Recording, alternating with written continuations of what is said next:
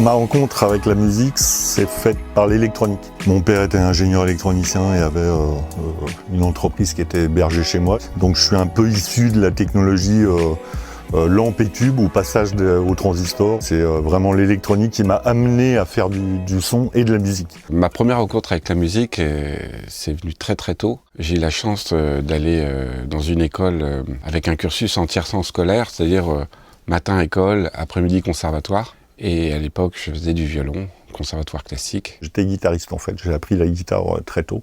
J'étais branché musicalement par un groupe qui s'appelle Yes. C'est une musique qui est un petit peu progressive, qui m'a toujours branché et amené à apprendre un peu la guitare, je dirais, d'une façon un petit peu différente que si j'étais allé au conservatoire et tout ça. J'ai pas fait le conservatoire. Je suis quelqu'un de très autodidacte. J'ai toujours aimé la musique, je me suis toujours passionné pour la musique.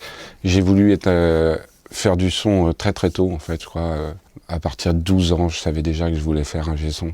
Et je fabriquais des conneries, des CB, des enceintes dans ma chambre d'enfant, quoi. Ma première radio FM, je l'ai montée moi-même à 12 ans. J'étais très branché par des radios comme FIP, par exemple, et puis voilà, ça m'a amené à écouter beaucoup de styles de musique. J'étais à la fois passionné par le côté évolution musicale, production musicale, mais aussi par la façon de la produire et l'interactivité de l'électronique à l'intérieur de tout ça. Ça m'a toujours passionné.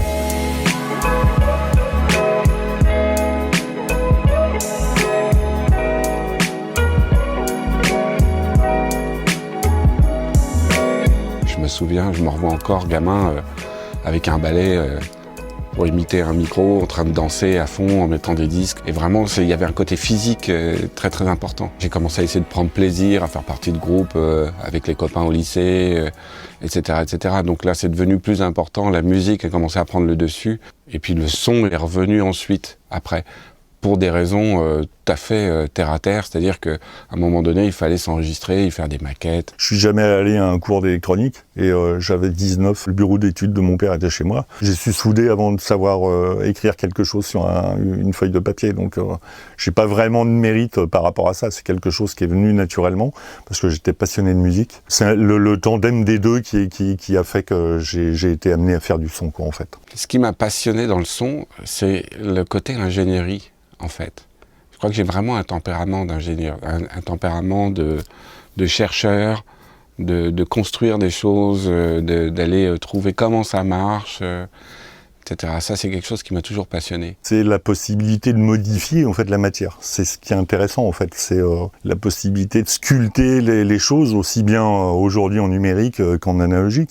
Moi, ça m'a toujours éclaté. C'est-à-dire que quand tu rentres quelque chose dans un préampli, tu en sors pas forcément exactement la même chose que ce que t'entends, et c'est ce qui est intéressant. La musique a toujours été le leitmotiv parce que c'est la finalité, et puis elle transmet l'émotion, elle te plonge dans des univers. Par exemple, tu vas dans la rue, tu t'assois sur un banc, tu regardes ce qui se passe. C'est banal.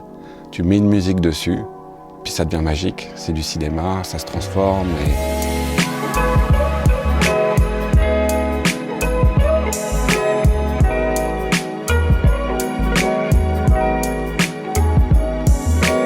Faire du son, c'est avoir la maîtrise de la technique, mais l'oublier pour justement être s'il y a 5 musiciens dans un groupe, être le 6e musicien.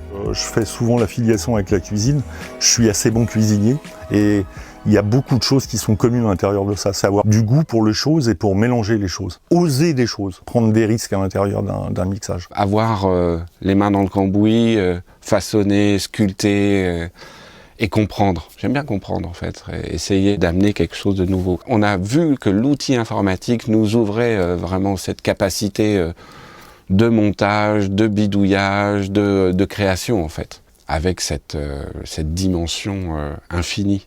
La partie technique est très importante, mais elle doit s'effacer et s'oublier au profit de la musicalité. Le mixage, c'est pas juste savoir bouger des faders au bon endroit, etc. Il y a une notion de couleur, il y a une notion de prise de risque. En fait, ce sont les petits incidents qui vont faire qu'un mix se construit. Si on veut captiver les gens pendant 3 minutes sur une chanson, il faut à un moment que les choses évoluent et qu'il y ait quelque chose qui soit, qui ait une construction. Moi, j'appelle ça le build-up, et que on captive captive les gens au début, mais qu'on les lâche pas jusqu'à la fin. J'ai eu une chance incroyable, c'est que j'étais déjà très investi dans le côté testing de logiciels, bêta-testeur pour différentes marques, et notamment une marque qui s'appelait Merging Technologies. Au cours d'un dîner avec le président, Claude Cellier, je lui ai dit, écoute Claude, ça suffit, quoi.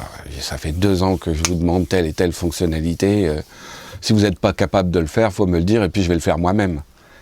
Et là, Claude, il m'a fait, ok, fais-le, puis je t'embauche pour le faire. Et il m'a embauché, puis je ne savais pas programmer.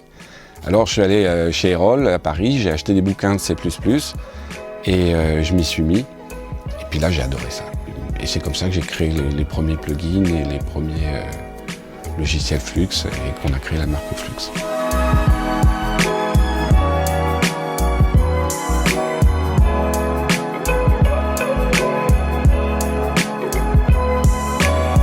J'ai rencontré Gaël sur un projet que j'avais avec William Scheller et j'ai été conquis parce que en fait j'ai rencontré quelqu'un qui faisait le même job que moi mais qui était passionné d'informatique. On a découvert des choses et on a avancé technologiquement sur quelque chose qui était à la base parti pour être très musical et qui est devenu à la fois musical mais très technique et très technologique. Et Gaël a suivi son excellent parcours avec Flux en fabriquant des plugins d'excellence. Yves, c'était mon mentor en son. Il avait fait des albums pour moi qui étaient mythiques. On avait la même vision des choses, on avait la même envie de découvrir et de faire des nouvelles choses. Puis c'est ce qu'on a fait après, on a fait des projets où on s'est mis en danger parce qu'on a mis en place des trucs pas possibles. Et du coup, voilà, on s'est vraiment trouvé des compères à vouloir créer, à vouloir fabriquer des outils. Je pense que c'est parce qu'on parle le même langage, quoi. Le langage est musical. Lui, il a sa vision de la musique au travers du code. Moi, je l'ai au travers de l'utilisation de ces outils. Je lui dis, voilà, ce que j'aimerais, c'est qu'on fasse ensemble un produit qui soit fait pour la production musicale, où il y a peu de boutons et quand on en touche un, on sent qu'il y a quelque chose qui se passe, quoi. Très rapidement.